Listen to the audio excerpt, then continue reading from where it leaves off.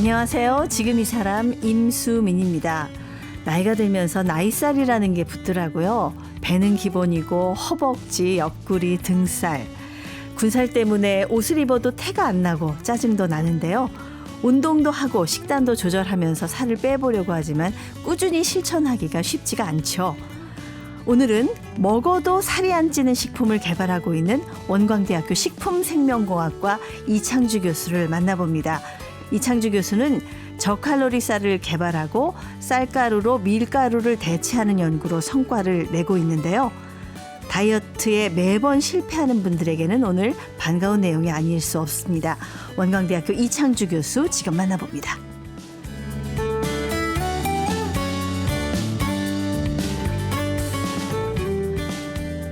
네, 이창주 교수님 오셨습니다. 안녕하세요. 네, 안녕하세요. 네. 먹어도 살이 안 찌는 쌀, 이게 가능한 건지 지금 방송 들으시면서 만든 분들이 그게 말이 돼? 그러실 것 같아요. 그런 쌀이 진짜 있습니까? 교수님께서 만드셨어요? 네, 맞습니다. 개발했습니다. 네. 저희가 만든 저칼로리 쌀은 사과산을 이용해서 거의 99% 장종분이라는 형태로 개발을 했습니다. 따라서 저칼로리 탄수화물 쌀입니다. 거진 99%란 얘기는 에너지로 이용할 수 있는 게 1%밖에 되지 않기 때문에 칼로리로는 1%라고 보시면 될 것 같습니다. 원래 그 100칼로리인데 그거를 1칼로리로 만들었다는 얘기인가요? 네, 맞습니다. 네. 그러면 뭐 재배를 따로 하는 게 아니라 재배한 쌀을 가지고 그렇게 만드는 건가요? 저희가 먹고 있는 일반 쌀로 만들 수 있고요. 수입쌀도 다 가능합니다. 모든 전분이 들어있는 형태 등은 다 가능하고요. 특히 저희가 개발한 것들은 저항전분은 보통 화학제를 이용해서 결합을 시켜서 저항전분 형태로 많이 제조를 하는데요. 저희는 천연 소재인 사과산을 이용해서 결합을 시켜서 저칼로리 형태로 개발을 했습니다. 네네. 이게 저항전분이란 말은 들어보신 분들도 계실 것 같아요. 왜 우리가 밥 해가지고 냉동했다나 냉장해서 먹으면은 그거 나중에 먹으면 살 빠진다는 얘기 하죠. 저항전분이 생겨가지고 그런 얘기는 전 들어봤는데 지금 사과산을 이용해서 저항전분을 만든다라고 하셨어요. 어떤 원리로 어떤 방법으로 만드시는 건지요? 네, 저희가 먹는 사과산은 천연 과일, 특히 이제 사과에 들어있는 신맛이 있는 성분입니다. 그걸 이용해서 고열을 이용해서 쌀과 같이 결합을 시켰고요. 그렇게 하면 저희가 소화효소가 나오는데 그 소화효소에 대해서 분해가 되지 않은 형태로 돼서 칼로리가 아주 저칼로리 형태로 만들어지는 형태입니다. 네네네. 사과산이 들어가면 밥이 혹시 신맛이 나고 이런 거 아닌가요? 다들 다 그것 때문에 걱정을 많이 하세요. 네네. 근데 신맛이 나는 밥을 어떻게 먹을까라는 다 고민하시는데 저희가 제조할 때 신맛을 없애기 위해서 중화라는 단계를 거치게 됩니다. 네네. 그렇게 되면 이제 pH라든지 중화가 돼서 신맛은 전혀 없고요. 저희가 먹는 쌀 형태의 밥 형태가 딱 만들어지게 됩니다. 그럼 기존의 밥맛하고 비교해 봤을 때는 어떤지요? 기존의 밥맛은 좀 따라가기 힘들겠지만 그것에서 네. 좀 부족하지만 그래도 밥 형태가 만들어지고 저칼로리라는 그런 특징을 가지고 있는 형태입니다. 이거 살 뺄 때 말이죠. 밥부터 줄여라. 빵 먹지 마라. 탄수화물 줄이라는 얘기가 1번으로 늘 나오거든요. 예. 그런데 또 한편으로는 그런 생각도 들어요. 칼로리가 줄어서 좋긴 좋은데 그러면은 쌀에 들어있는 많은 영양소 이런 것들이 있는데 그런 것들은 다 지켜지는 거야? 이런 생각이 좀 들거든요. 네. 그대로 다 지켜지고요. 네. 조금 부족하다 보는 것들은 이제 비타민이 조금 부족한데요. 네. 원래 쌀에도 많은 비타민이 들어있는 건 아닙니다. 단백질도 들어있고 다 들어있는데 저희가 결합하는 형태는 사과산하고 전분이란 부분하고 결합하기 때문에 네. 나머지 있는 영성분을 그대로 다 가지고 있다고 보시면 될 것 같습니다. 예, 그렇군요. 저는 식품을 가공을 하면 이것도 말하자면 쌀을 가공한 형태인 거잖아요. 저칼로리 쌀이. 가공을 하면 좀 영양분이 파괴가 되지 않나 그런 생각을 했는데 그런 부분 걱정을 안 해도 된다는 말씀이신 건가요? 파괴는 되는데요. 네. 모든 가공식품은 영양소들이 다 파괴가 일어납니다. 네. 그래서 이제 추가적으로 영양성분들을 이제 넣기도 하는데 특히 비타민 같은 경우에는 열 처리만 하더라도 많은 파괴가 일어납니다. 예. 그래서 추가적으로 영양성분을 더 넣어주는데 저희가 개발한 것들에 대해서는 이제 쌀이기 때문에 쌀은 칼로리로 저칼로리 형태를 만들었고요. 그대로 영양성분도 단백질이라든지 이런 것들은 그대로 지켜지고 있습니다. 네. 그러니까 최소화했다. 영양소 파괴는 최소화했다. 이 말씀을 제가 이해를 했습니다. 이 저칼로리 쌀에 대해서 좀 궁금증이 많이 생기는데 이 원리에 대해서 좀 자세하게 설명을 좀 해 주시죠. 예. 네. 먼저 이제 쌀에는 전분이 거의 80% 이상 들어 있습니다. 네. 그것 때문에 에너지가 많이 생기는 건데요. 전분은 영양학적 특성으로 분류하게 되면 사람의 인체 내에서 빠르게 소화되는 급소화성 전분, 그다음에 천천히 소화되는 지소화성 전분, 그다음에 소화되지 않는 저항 전분 또는 난소화성 전분이라 불리게 되는데요. 급소화성 전분은 쉽게 분해돼서 포도당, 메가당 등 사람이 먹자마자 혈당이 증가시키는 전분으로 혈당 스파이크를 주로 일으키는 당입니다. 지소화성 전분은 사람의 인체 내에서 천천히 전부 소화되는 전분으로 혈당 조절이 가능하고요. 네. 특히 당뇨병 환자가 섭취할 경우 혈당 스파이크를 조절하는 기능적 특성을 가지고 있는 전분입니다. 제가 개발한 저항 전분은 사람의 소요소가 작용하지 못하고요. 장내 미생물에 의해서 분해되어서 유익균이 먹이로 이용되고 또한 유익균의 활성을 도움을 주고 장활성과 변비 예방, 대장암 예방 등의 식이섬유와 비슷한 효과를 가지는 전분입니다. 네. 그러니까 급소화성 이 전분만 피해도 사실 저는 좋을 것 같은데 지소화성 정도만 해도 좀 천천히 소화되는 것도 괜찮을 것 같은데 이건 아예 저항 전분 자체는 소화 요소가 작용을 못 하도록 해서 아예 식이섬유 같은 그런 효과만 한다. 이게 다이어트나 뭐 비만 때문에 고민하시는 분들한테는 굉장히 획기적인 연구가 아닐까 그런 생각이 듭니다. 네, 맞습니다. 저희가 개발한 것들은 쌀도 개발했고요. 그래서 밥 형태로도 섭취가 가능하고 네. 또는 이거를 갈아가지고 소재화시켜서 가루 형태로 만들기 때문에 가루로 만들 수 있는 빵이라든지 과자라든지 이런 것도 다 적용이 가능해서 모든 가공식품에 적용이 다 가능합니다. 네, 모든 가공식품에 다 적용이 가능하다. 그럼 실제로 지금 이 저칼로리 쌀 기술을 어떤 식품들에 적용을 하고 계시는지요? 우리나라의 수입 밀가루 주요 소비는요. 면류가 거의 38%, 빵류가 16%, 또는 분말이 한 10%, 과자류가 한 10% 정도 되고요. 면류가 가장 많고 다음으로 빵으로 이용돼서 거진 가공식품의 밀가루 총 소비는 한 54% 정도가 면하고 빵류입니다. 그래서 저는 국수류와 빵류에 연구를 집중해서 특히 국수류는 많은 연구가 진행되어서 국수, 우동, 만두피까지 개발이 되어서 쌀가루 이용한 형태로 개발되었습니다. 네, 이제 근데 말이죠. 사실 저희가 그 쌀국수 있잖아요, 원래. 예. 그렇군요. 네, 있습니다. 근데 이제 그 쌀국수랑 좀 다른 건가요? 네. 기존의 이제 쌀국수 형태는 보통 이제 베트남 쌀국수라 얘기 많이 하시는데요. 네네. 먹으면 식감이 별로 안 좋죠. 뭐 이렇게 으스러지면서 또는 부서지면서 한 형태로서 그런 노화 형태여가지고 식감이 별로 안 좋습니다. 그 쫄깃쫄깃한 느낌은 없죠. 쌀국수가. 그렇죠. 예. 근데 네. 이거는 쫄깃쫄깃한 느낌이 있다는 건가요? 네, 맞습니다. 예. 약간의 쫄깃함도 가지고 있고요. 그래서 저칼로리 형태로서 아주 좋은 우리나라 사람들이 좋아하는 형태로 만들어지게 된 겁니다. 네. 빵도 지금 연구 중이시라고요. 예. 네, 저희도 빵 같은 경우에는 100% 정도의 저희가 저칼로리 형태는 안 되고요. 한 30% 정도 칼로리를 낮출 수 있는 정도로 저희가 개발을 해서 네. 이것도 빵, 면, 만두피까지도 저희가 개발을 완료했습니다. 네. 지금 빵 같은 경우가 좀 어렵다고 하던데 어느 단계까지 지금 와 있는 거고 목표는 어디에 있습니까? 네. 빵 종류 같은 경우에는 저칼로리로 이제 소재를 쓰게 되면 부풀림성이 되게 안 좋아져요. 네. 그래서 칼로리는 낮아지만 소비자들은 이제 좀 식감이 안 좋아지는데, 근데 요즘에 소비자들은 저칼로리라 생각하시면 그것도 빵 형태도 아니어도 많은 소비를 하시고 계세요. 특히 뭐 통밀 뭐 이런 것도 많이 들어보실 건데요.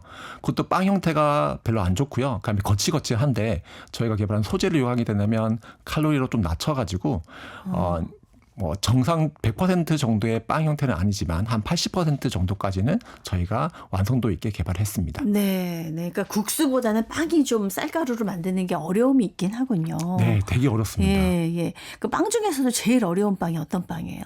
가장 어려운 빵이 여러분이 좋아하시는 식빵입니다. 식빵이 네. 왜 그런가요? 식빵이 가장 부풀림성이 좋아야 돼요. 빵을 부풀리려고 하면 발효라든지 이런 것들이 많이 들어가야 되는데. 효모 이스트 이런 걸 통해서 네, 그렇죠. 발효하는.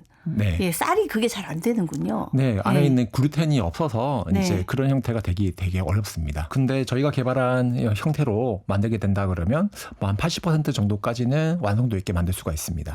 그게 어떻게 가능하게 된 건가요? 저희가 또 다른 기술로 네. 이제 글루텐을 대체할 수 있는 소재를 같이 또 개발했는데요. 네. 그걸 이용한다 그러면 기존의 글루텐 없이도 이제 빵이라든지 면이라든지 이런 것들 다 제조가 가능하게 되었습니다. 그 글루텐이 없으면 사실 어떤 그 빵이라든가 이런 게 만드는데 굉장히 어려움이 있다고 하던데 이 쌀가루로 밀가루에 글루텐을 대체한 연구 성과로 우리 교수님께서 지난해 과학기술 우수 논문상을 받으셨다고 하시더라고요. 기존에는 이런 연구가 없었나요? 네. 아직 해외에서도 완벽하게 글루텐 대체 소재를 개발하지는 못했습니다.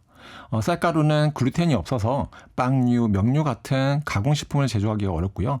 특히 밀가루 수입량은 저희가 98%에 달하고요. 국산밀 한 2% 내외로 소비하고 있기 때문에 국내산 쌀을 이용해서 특히 밥용 쌀 소비가 많이 감소하고 있는데요. 이러한 원인은 이제 인구 감소의 문제도 있지만 가장 큰 원인은 식생활 변화에 따라서 가정용 내에 밥쌀 수요가 감소했기 때문입니다. 네, 이런 수급 불균형 문제를 해소하기 위해서 쌀 소비를 촉진하기 위해서 이런 또 연구를 하신 거잖아요. 그렇죠? 네, 아마도 이제 글루텐 소재 대체가 세계적으로도 이슈가 되고 있고 많이 개발됐는데요. 저는 이제 우리나라의 쌀을 이용해서 이제 글루텐 대체 소재를 개발했기 때문에 이것 때문에 아마 논문상을 수상하지 않았나 생각이 듭니다. 네, 이건 어떤 방법을 통해서 가능하게 된 건지요? 네. 이 방법은 이제 쌀 가루를 이용해서 만들었는데요. 쌀 가루를 이용해서 물리적 처리 방법, 특히 고이라든지 또는 건조하는 방법 등을 적용시켜서 개발을 했습니다. 네, 그러면 그 글루텐 특유의 어떤 점성 같은 게 살아나나요? 그런 점성 같은 게 최대한으로 이제 살아나게끔 만들었고요. 또 다른 성분들은 또 조합시켜서 부족할 수 있는 쌀로 부족할 수 있는 부분을 대체할 수 있도록 만들었습니다. 네, 이 대체 원리에 대해서 조금 자세하게 설명을 좀 부탁드릴게요. 저는 이제 쌀 가루를 이용해서요 만들었는데 쌀 가루를 먼저 익스트루더라는 기계를 이용해서 만들게 됩니다. 그러면 거기에서 고온 과압을 이용해서 이제 건조를 시키는 방법도 같이 되는데요. 네. 그렇게 해서 가루 형태를 만들고요. 그걸 이제 건조를 시킨 다음에 저희가 개발한 형태의 소재들도 또 혼합을 시키게 됩니다. 그 소재는 이제 첨가물을 조금 쓰게 되는데요. 네. 그렇게 되면 그것과 혼합시키면 이제 글루텐에 대체할 수 있는 그런 끈적끈적한 물질이 만들어지게 됩니다. 네, 근데 이제 우리는 흔히 첨가물 하면 거기에 대해서 좀 부정적인 인식이 있어서 어떤 첨가물을 쓰는지 그 첨가물을 쓰는 것이 사람한테는 괜찮은 것인지 또 그런 의문도 드는데요. 그럼요. 단 첨가물이라 얘기하시면 다른 네. 소비자들 되게 싫어하시고요. 건강에 해롭다고 생각하십니다. 저희가 사용되는 첨가물들은 보통 천연 첨가물을 많이 사용하고요. 네. 보통 한천이라든지 이쪽에서 추출해서 만들어진 첨가물을 많이 사용을 하고 있습니다. 한천. 네. 예, 거기에 그 점액성이 있죠, 한천에. 네, 맞습니다. 예, 한천을 이용해서 글루텐의 어떤 점성을 만들어내시는 거군요. 한천도 하나의 일종의 이제 첨가물로 조금 들어가고요. 네. 주 원료는 이제 쌀 가루를 이용한 형태의 변형 쌀가루를 만들어서 쓰게 되는데 네. 이때는 화학제라든지 사용하지 않고요. 물리적 처리 방법, 특히 고온 고압을 이용해서 만들기 때문에 전혀 소비자들이 꺼리낌이 없이 사용할 수 있는 형태입니다. 건강에는 전혀 문제가 없는 거다. 그러면 아까 교수님이 개발하셨다는 저칼로리 쌀과 이 글루텐 프리와는 또 연결이 어떻게 됩니까, 지금? 전혀 다른 형태로 만들 수가 있고요. 네. 만약에 이걸 혼합해서 저희도 만들고 있습니다. 그래서 네. 저칼로리 형태이면서 이제 글루텐 프리 형태의 제품이 같이 나올 수 있습니다. 예. 이 쌀을 이용해서 만든 그 빵 같은 경우에는 아까 그 밀가루로 만든 빵만큼의 식감은 좀 안 나온다 이런 얘기는 하셨는데 맛은 어떻습니까? 맛은 훨씬 더 좋습니다. 예. 보통 더 나쁠 거라고 생각하시는데요. 네네. 우리나라 사람들이 이제 백의 민족이라고 말씀을 많이 하시는데 흰색을 훨씬 더 좋아하고요. 그다음에 예. 쫄깃함이 있는 식품을 훨씬 더 좋아하십니다. 밀가루보다는 훨씬 더 쫄깃하고요. 그렇다고 해서 입에다 달라붙거나 그 정도는 아닙니다. 예. 그래서 면이라든지 빵이라든지 제조를 해봤는데요. 그렇게 했더니 소비자들은 훨씬 더 쫄깃함을 가지는 형태의 면이라든지 빵을 훨씬 더 좋아한다고 결과가 나왔었습니다. 네. 한국 사람 입맛에는 오히려 쌀로 만든 빵이 더 맛있더라. 굉장히 반가운 소식이 아닐 수 없습니다. 그리고 피자 도우도 이 쌀가루로 개발을 하셨다고요? 네. 근데 저희가 또 다른 제품에 적용을 해봤었는데요. 그거 말고도 저희가 피자 도우, 그다음에 뭐 팬케이크 형태도 많이 개발을 했었는데요. 네. 피자도 형태는 저쪽에서 의뢰가 들어와서 저희가 개발을 했는데요. 그쪽에서는 쌀을 이용해서 좀 바삭한 식감을 내고 싶다고 의뢰가 들어왔습니다. 그래서 저희가 좀 변형을 좀 시켰는데요. 이것도 화학제 변형이 아니라 물리적 처리 방법, 소비자가 전혀 끓임 없는 기계를 이용한 방법을 해서 생산을 했고요. 그렇게 했더니 기존 쌀, 기존 밀가루 등보다는 훨씬 더 좋은 바삭함을 가지는 피자가 만들어졌었습니다. 네. 지금 아직 이게 그 시중에 판매되는 제품에는 적용이 이제 어느 정도 지금 되고 있습니까? 개발된 지가 얼마 안 됐고요. 그런데 이번 달부터 출시가 됐습니다. 그래서 뭐 제가 회사를 말씀드리면 뭐 네. 광고처럼 들리지만 모 회사에서 피자 체인점 형태에서 저희가 씬도우 형태로 바삭한 도우라고 해서 개발해서 지금 판매가 되고 있습니다. 네. 지금 많은 분들이 피자 드실 때 밀가루 먹는 것 때문에 특히 다이어트 하시는 분들 신경이 쓰일 것 같은데 쌀가루로 만든 거라고 하니까 예, 굉장히 반가운 소식이 아닐 수 없습니다.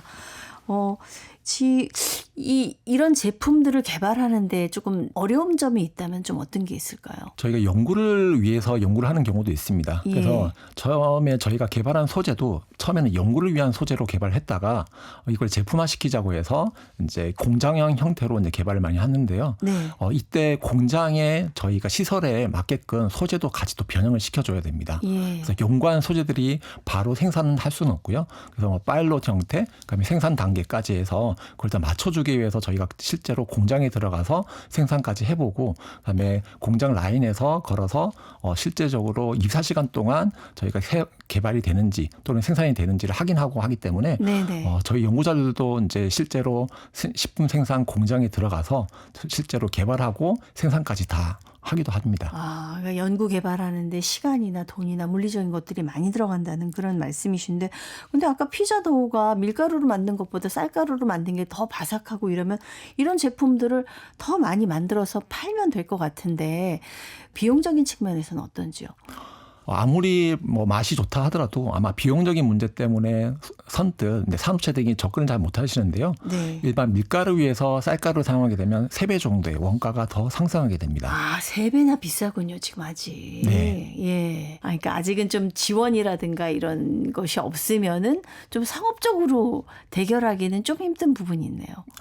그래서 저희가 이제 접목을 시켜서 저칼로리 형태와 그리고 쌀 이렇게 해서 글루텐 프리 형태, 그래서 한국형 형태의 제품이 저희가 개발해서 저칼로리라 생각하시면 만약 소비자들이 지갑을 많이 여시더라고요. 네. 그래서 건강이라는 단어와 그다음에 우리나라에서 생산된 한국산이라는 단어를 써가지고 소비자들도 선뜻 지갑을 열 수 있게끔 만들려고 노력을 많이 하고 있습니다. 그렇군요. 이게 특장점이 있다면은 비싸도 사드실 분들이 분명히 있을 거라고 생각이 드네요. 네. 예. 저도 뭐 체격이 좋은 편인데요.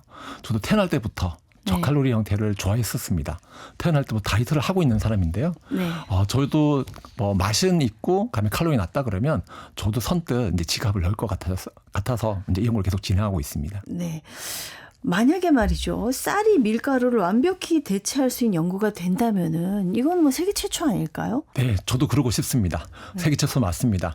완벽하게 대처하기 위해서 저희가 노력하고 있고요. 아직까지는 제가 봤을 때는 완성도는 한 85에서 한 90% 정도 될 거라고 생각합니다.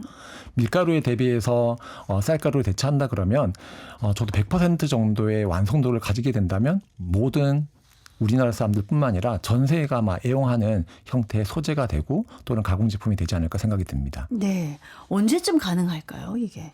향후 저는 10년 아니라고 생각합니다. 예. 10년 안에 저희도 개발해서 우리나라 쌀의 좋은 점과 그다음에 더 가공적성이 더 좋은 형태의 쌀 소재를 개발해서 전 세계에 저희 소재가 개발된 제품 등이 많은 사람들이 좋아하는 형태가 됐으면 좋겠습니다. 네. 우리 교수님께서 이렇게 저칼로리 쌀을 개발하고 또 쌀로 글루텐 대체를 하는 연구를 하신 것에는 이제 본인의 개인적인 경험이 많이 녹아들었다고 하는데 이런 연구를 하게 되신 계기는 어디 있습니까? 네, 저는 먹는 것을 좋아해서 이제 식품공학을 전공을 택했습니다. 스트레스나 우울해지면 먹는 것으로 해결하는 것을 좋아했는데요. 태어날 때부터 다이어트를 꾸준히 하고 있습니다. 원래 먹는 데 관심이 많으셨군요. 예, 네. 예. 그런 이유도 매일 먹는 쌀 연구를 시작한 계기도 되고요. 처음에 저도 먹는 걸 좋아해서 원래는 조리할 수 있는 셰프라든지 이게 되는 게 제 꿈이었었어요. 네네. 근데 이제 셰프 같은 경우에는 주위에 있는 사람 또는 그 지역에 있는 사람만 행복하게 만들 수 있더라고요. 근데 제가 가공식품을 만들면 전 세계 사람들이 다 먹을 수 있는 그런 것들이 개발이 돼서 그 유통기한도 상관없이 만들 수 있어서 전 세계에서 시간 관계없이 또는 지역 관계없이 모든 게 먹을 수 있는 형태가 만들 수 있긴 계기가 돼서 네. 저도 식품공학을 선택하게 되었습니다. 예, 앞으로 뭐 인류의 그 먹거리를 해결하는 게 식품공학도의 아마 어떤 사명이나 소명 같은 게 아닐까 그런 생각이 드는데 그 원래 좀 다이어트에 관심이 많으셔서 이렇게 저칼로리 쌀을 개발하게 되셨나요? 네, 맞습니다. 워낙에 덩치도 있고요. 그다음에 먹으면 다 살로 갔어요.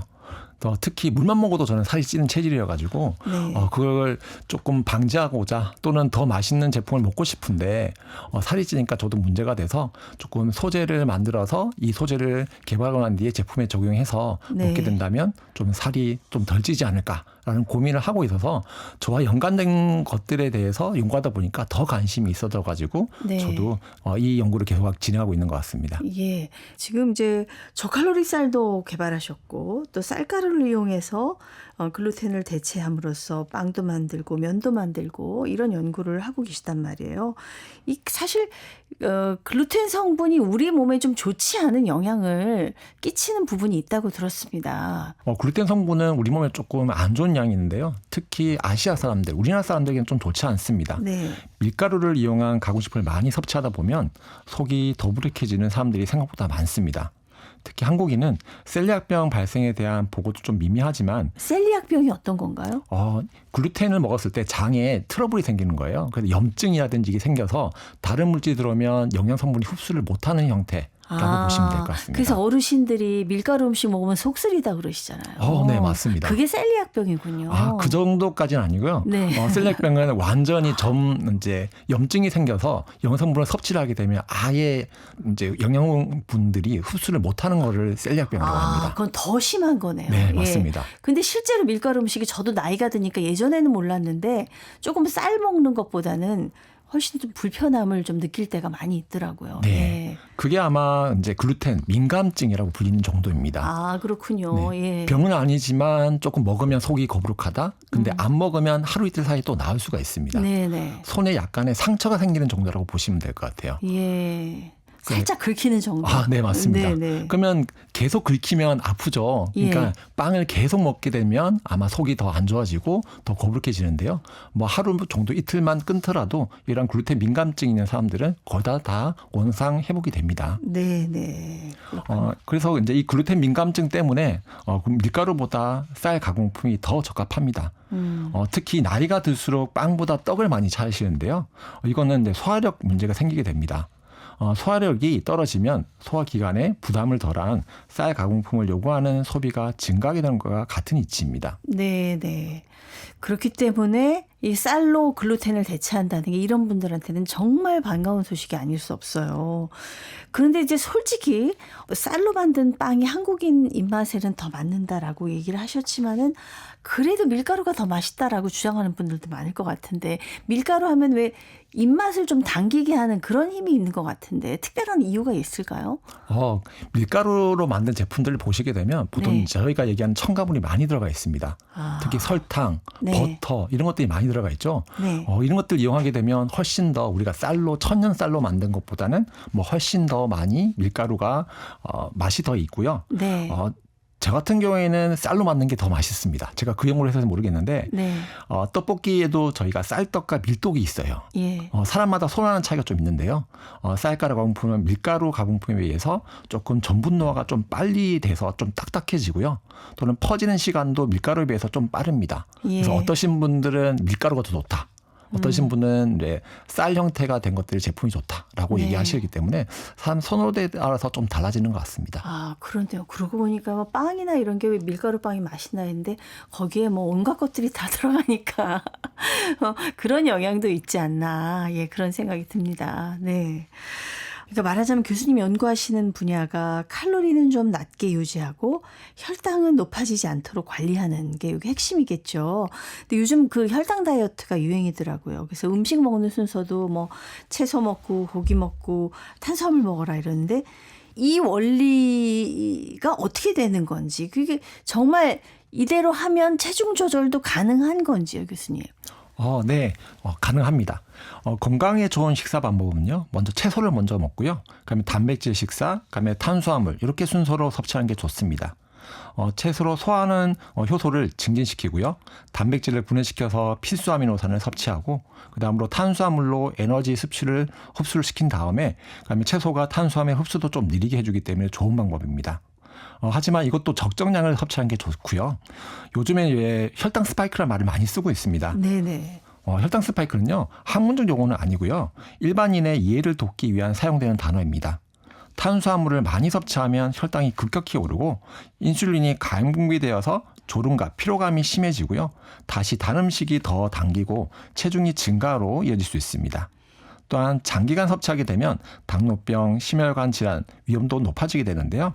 특히 혈당 스파이크는 급격히 혈당을 올렸다가 다시 급격히 떨어지면서 저혈당이 발생해야 되는데 배가 더 고파지게 만들어지게 됩니다. 점심에 과식하게 되면 저녁도 과식하게 되는 원리와 같은 거죠. 많은 분들이 저탄고지, 원푸드 다이어트, 항제 다이어트 등을 많이 시도하시는데요. 이렇게 하시다가 많은 실패를 많이 하세요. 탄수화물의 섭취를 많이 줄여서 섭취하면 좋은 방법이고요. 일반식에는 거의 불가능합니다. 보통 삼겹살, 고기만 먹으면 괜찮은데 거기다가 이제 소스를 같이 드시죠. 그래서 쌈장이라든지 양념이 들어가면 저탄고지가 안 되는 거죠. 또한 치팅데이를 많이 하시게 돼요.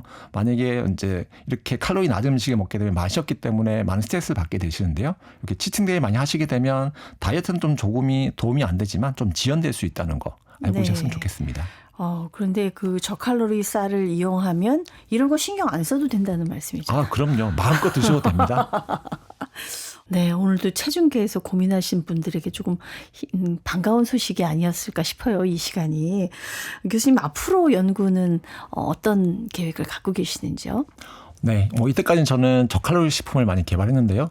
이것보다 저는 당뇨병 환자를 위한 제품을 좀 개발하고 싶습니다. 제가 말씀드린 지수화성 전분인데요. 지수화성 전분은 좀 천천히 분해되면서 완전히 소화되는 전분입니다. 당뇨병 환자들이 문제가 되는 게 많이 먹고 싶고 단 제품을 많이 먹고 싶은데 먹고 나면 혈당이 오르락내리락 하면서 문제가 생기는데요. 이러한 지수화성 전분을 가지고 있는 제품은 많이 먹더라도 혈당이 일정 올랐다가 천천히 떨어지기 때문에 저혈당과 고혈당을 둘 다 예방할 수 있는 아주 좋은 소재라고 생각이 됩니다. 네. 우리나라의 당뇨 인구가 굉장히 많고 점점 늘어나고 있는 추세인데 연구가 빨리 좋은 성과가 있었으면 좋겠습니다. 오늘 말씀 감사합니다. 네, 감사합니다. 네, 밀가루를 대체할 수 있는 국내산 쌀가루 생산에 성공했고 또 먹어도 살이 안 찌는 식품을 개발하고 계시는 원광대학교 식품생명공학과 이창주 교수와 함께했습니다. 아나운서 임수민이었습니다.